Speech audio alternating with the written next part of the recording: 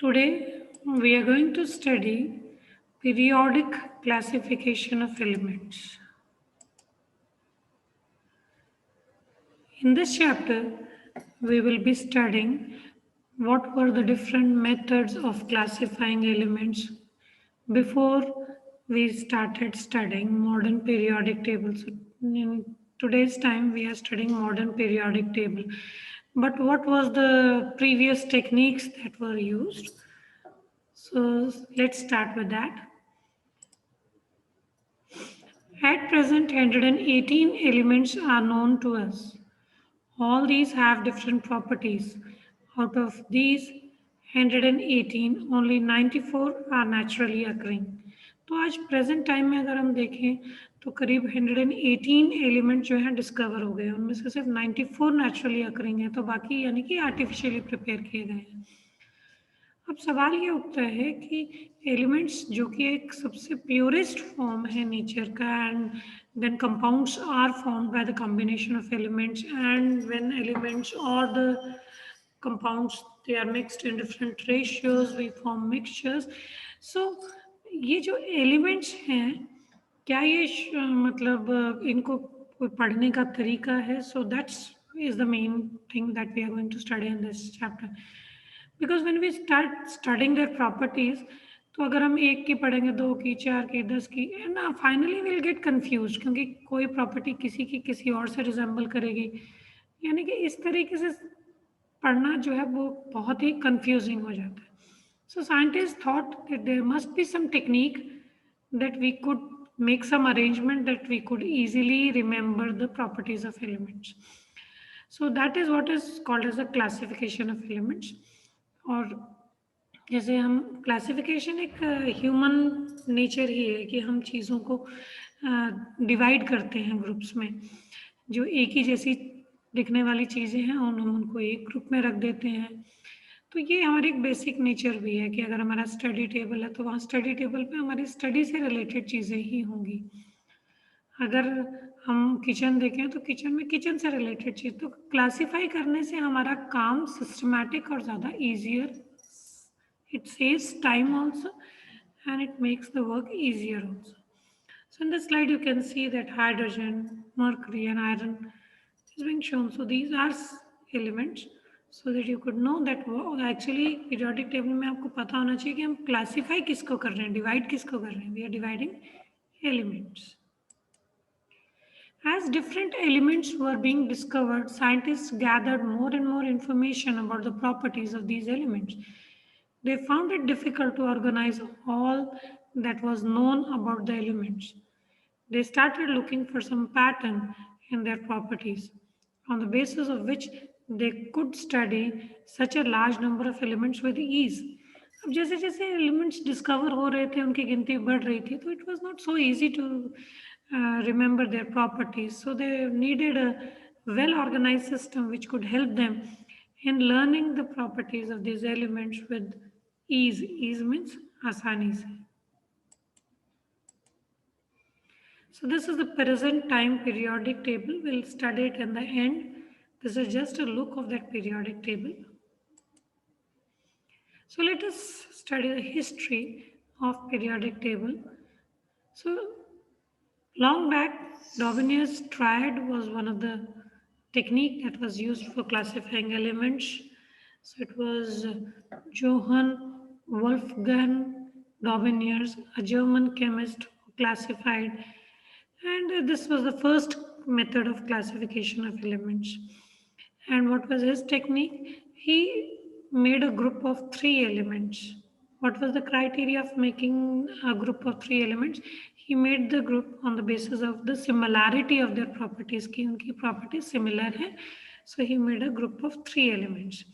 क्योंकि इसके ग्रुप में तीन ही elements है. That was the reason these groups were called as triads. Tri means three. So this was the scientist who introduced this technique of classification. Characteristics of Daubigny's triad. क्या characteristics थे? One, properties of elements in each triads were similar. कि जो उसने group बनाए थे, तीन elements का एक group, all the elements were having the similar properties. atomic mass of the middle element was roughly the average of the atomic mass of the other two elements. कि जो उसने तीन एलिमेंट्स का ग्रुप बनाया था उसमें से जो मिडिल वाला एलिमेंट था उसका जो मास था वो फर्स्ट और थर्ड नंबर वाले एलिमेंट के मास की एवरेज था. Let us try to understand it with the help of an example. So here you can see that there are three groups mentioned over here: lithium, sodium, potassium. So he made a group of these three elements.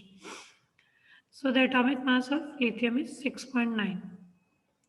Atomic mass of potassium is 39.5.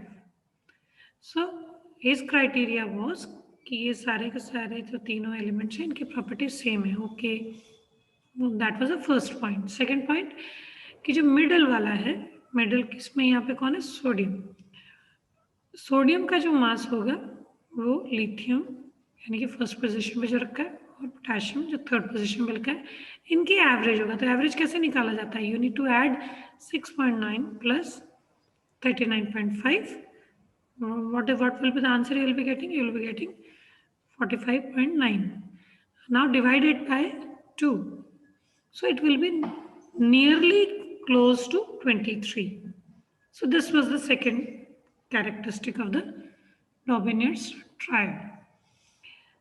Second group, this is a second group, calcium, strontium and barium. Similarly, आपको इसका check करना है कि calcium और barium का average निकालने पर क्या स्ट्रॉन्शियम के एटॉमिक मास के बराबर आता है. Similarly, so these were the three groups he made. Third group is chlorine, bromine and iodine.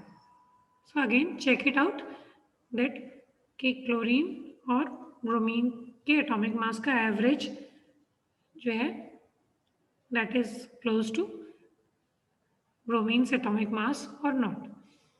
You don't need to learn all the groups made by Daubigner's triad, but at least one of the group you can remember.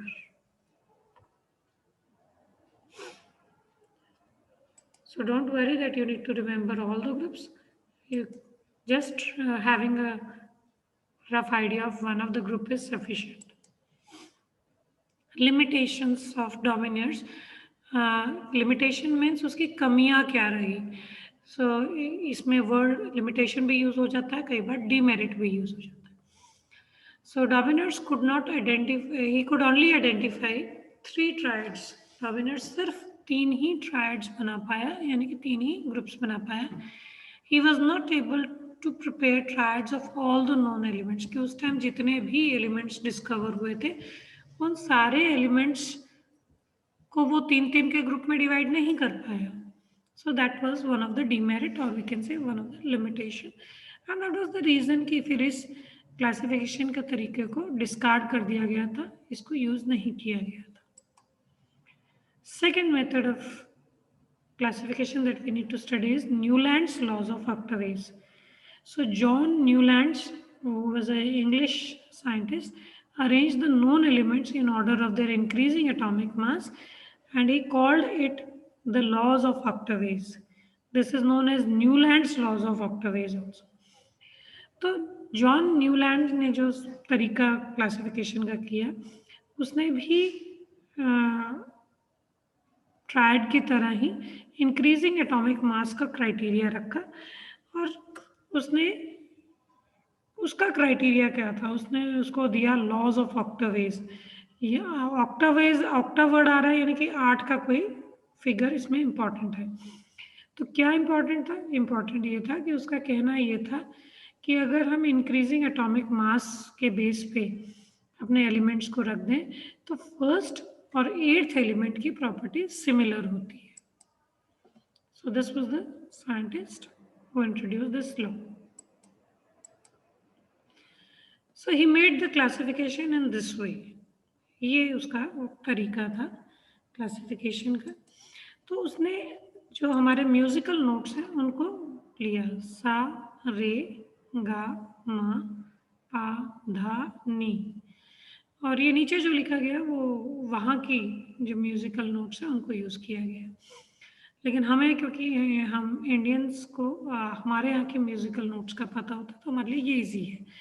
तो उसका कहना ये था कि सबको अगर जितने भी एलिमेंट्स हैं उनको आप इंक्रीजिंग एटॉमिक मास के बेस पे रखो तो फर्स्ट और एट्थ एलिमेंट की प्रॉपर्टी सिमिलर होगी। मीनिंग क्या है इसका कि हमें काउंट करना शुरू करना है कि if we are starting from here 1 2 3 4 5 6 7 8।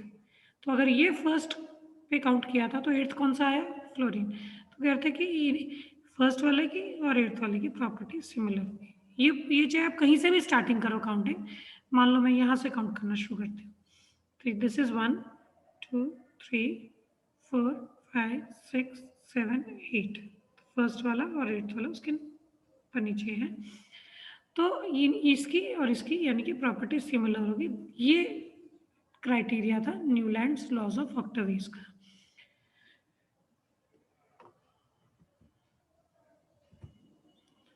So this was the table which he used.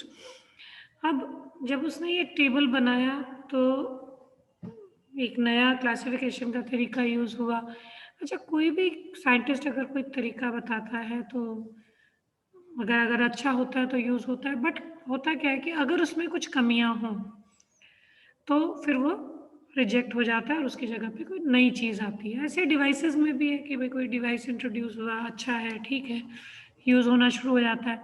लेकिन अगर उससे भी ज़्यादा अच्छा कोई तरीका, कोई अच्छा डिवाइस आ जाता है तो पहले वाले को डिस्कार्ड कर लिया जाता है। तो ऐसे ही न्यूलैंड ऑफ ऑक्टावेज में भी कुछ कमियां पाई गई और उस वजह से इसको डिस्कार्ड कर दिया गया। क्या कमियां पाई गई?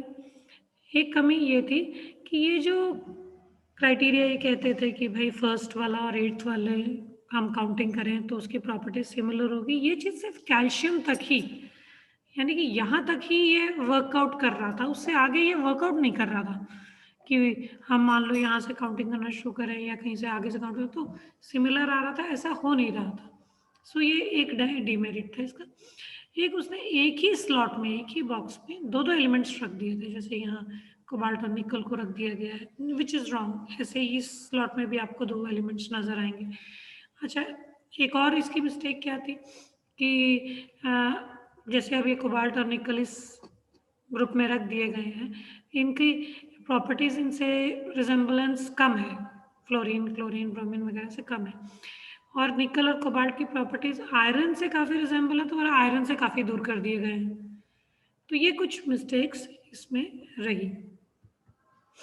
Characteristics of Newlands law of octaves कि क्या प्रॉपर्टीज के क्राइटेरिया, क्या क्राइटेरिया था जिसके बेस पे किया गया।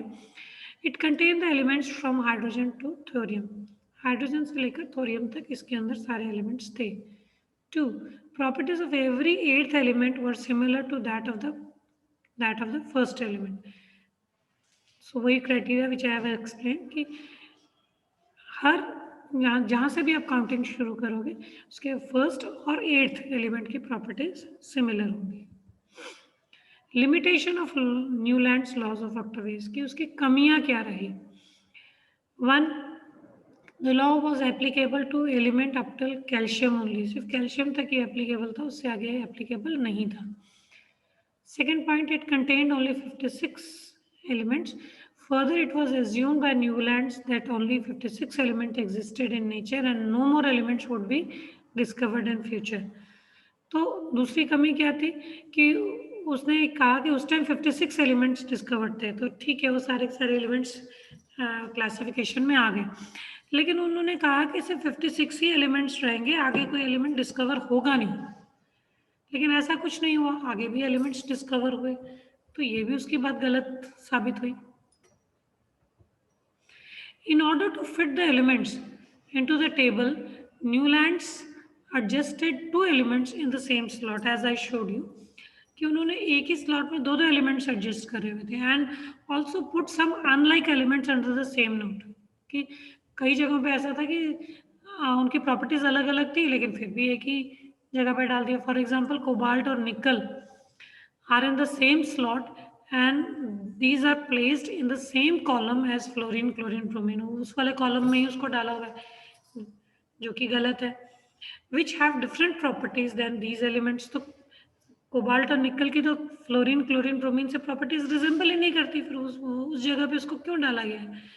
दूसरा, iron which is resembles the cobalt and nickel properties, वो उससे बहुत दूर रख दिया गया है, has been placed differently away from these elements.